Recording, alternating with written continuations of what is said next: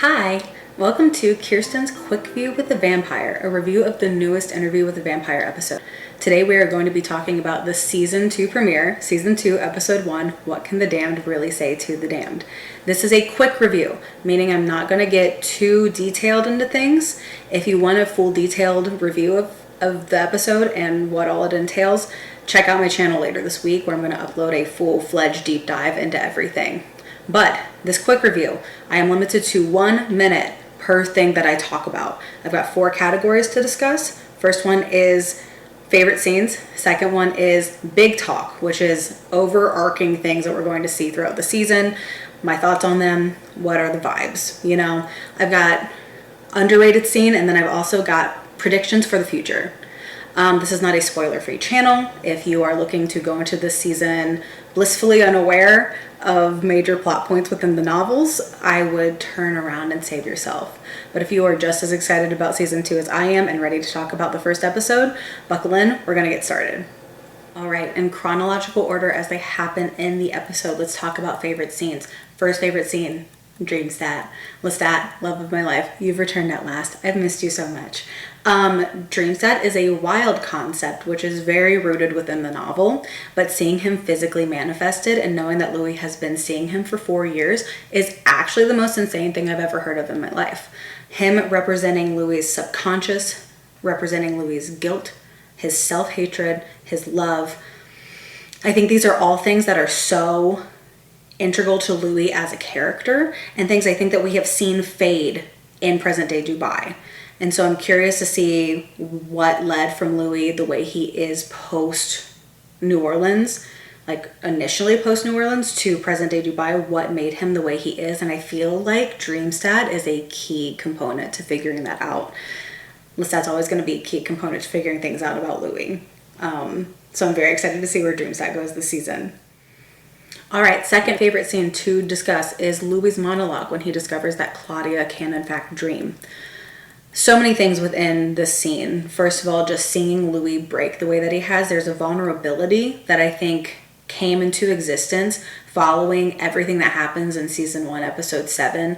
That kind of remembering of everything, seeing Louis become so emotional because he can put truth behind these memories and get the details right.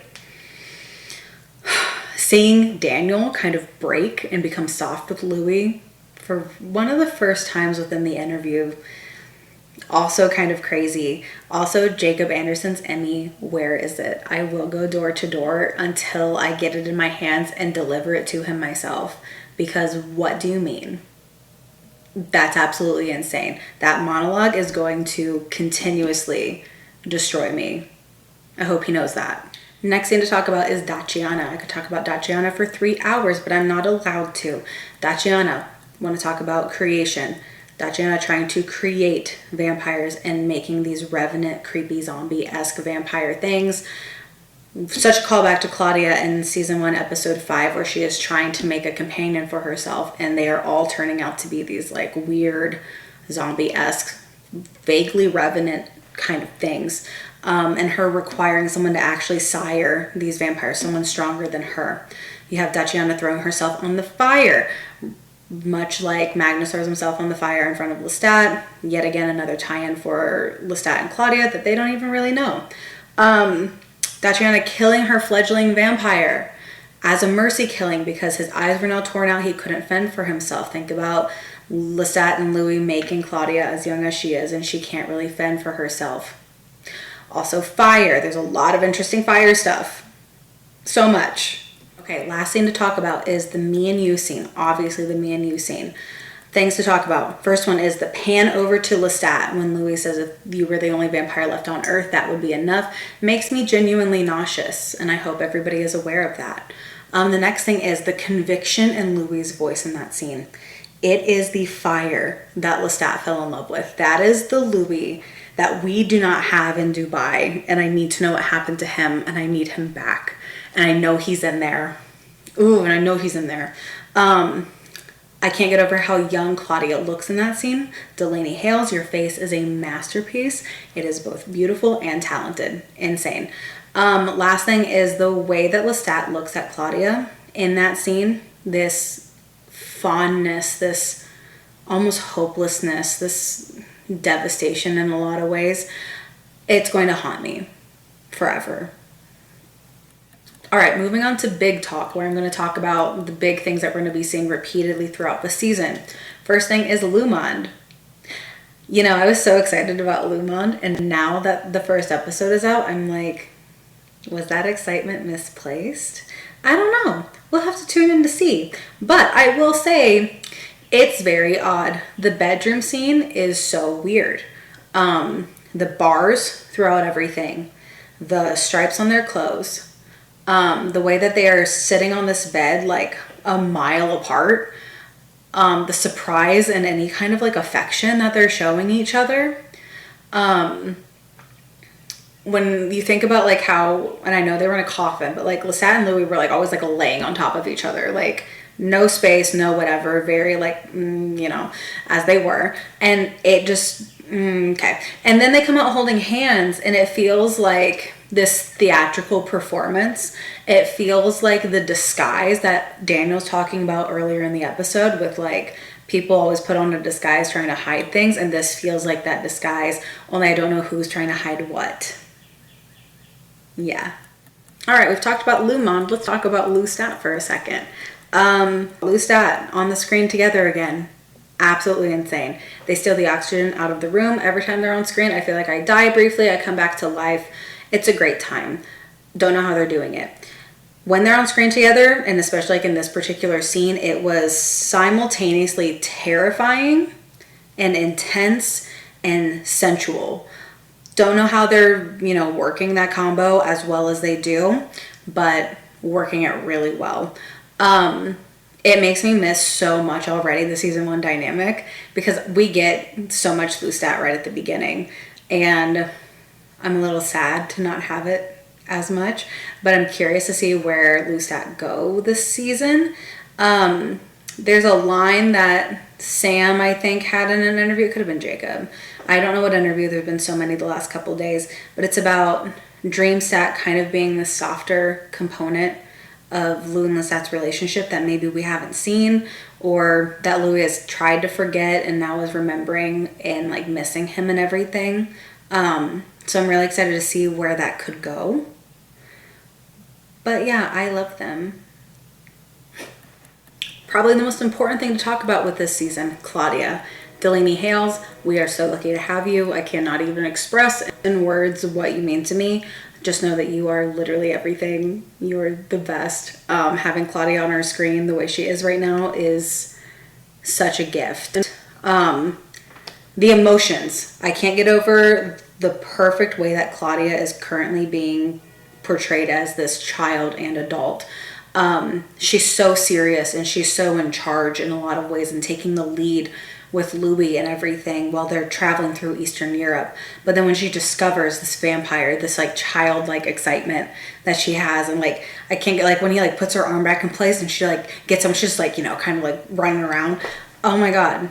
It's like Claudia from season 1, like when she's actually 14 and she's so young and everything's just like crazy. And it just makes me really sad about Claudia and everything. I'm so excited to watch what Delaney brings to her though this season. I want to talk about the score real quick. Daniel Hart, I love you. I don't know a lot about music, but what I do know is that I pay attention to it in this show, and everything from this episode, I'm actually terrified of what some of the songs are going to be. I haven't looked at the soundtrack. I know the soundtrack thing is out. I haven't looked at it. I kind of want to experience the songs as they come, but like the music playing with Louis and Claudia in the little van, and then like when like Dreamstat shows up, I think that could make me burst into tears at any point. Thank you, Daniel Hart. All right, very quickly, underrated scene. There's a scene when Louis and Claudia get into like that shelter with the Romanian people, and a French song comes on the radio, and Louis just has this like visceral reaction to it. No, I can't even think about it. Like, I watched it again today, Absolutely not. The implications of that, absolutely not. That will ruin me for the rest of the week. No, so small in terms of like what the scene actually does. The impact is a gut punch. No, it's wild. I can't do it. All right, last but certainly not least, predictions for the future. I've got 3. The first one, Louis' suicide attempt. I don't know if you've read Merrick. If you've not read Merrick, you should maybe read up on Merrick. Louis' line where he says that as long as Claudia's alive, he'll never taste the flame or whatever it is. You know, I feel like it's a no-brainer at this point. I hope everyone is emotionally preparing because I am not ever going to be prepared for that. Next one is Loumand. I feel like we're going to watch them fall apart horribly throughout this interview. And I feel like they are not remotely what I thought they were going to be, which might be a blessing in disguise. I don't know yet. We'll see. Last thing is Louis. I feel like we are going to get New Orleans Louis back this season. I feel like we're going to find him again. I can get more into that at another time, but New Orleans Louis is going to return to us. That is a current prediction, and I'm very excited because I miss him. And that concludes Kirsten's Quick View with the Vampire, a hopefully about 10-minute review of the first episode of season 2 of Interview with the Vampire. If you stuck around this long, thank you. I hope you enjoyed, and let me know what you think about the episode. Did you love it as much as I did? Are you emotionally prepared for what we're about to endure this season? And would you like to start a therapy group where we talk about the emotional damage that we're about to all face? Let me know. We can maybe work something out. Please keep an eye out if you want a more full-fledged deep dive into the episode. I will be posting a video on Friday or Saturday. I don't want to make any like concrete plans because oops. But I'm going to go into the text. So I got these books here. I'm going to go into the thematics. I'm going to go into speculations and theories and all the fun stuff. It will be very long and it will be a lot of talking. But if you are interested in that, keep an eye out because it will be out soon. But until then, I will see you guys later and with another Kirsten's Quick View of the Vampire next week after we get episode 2.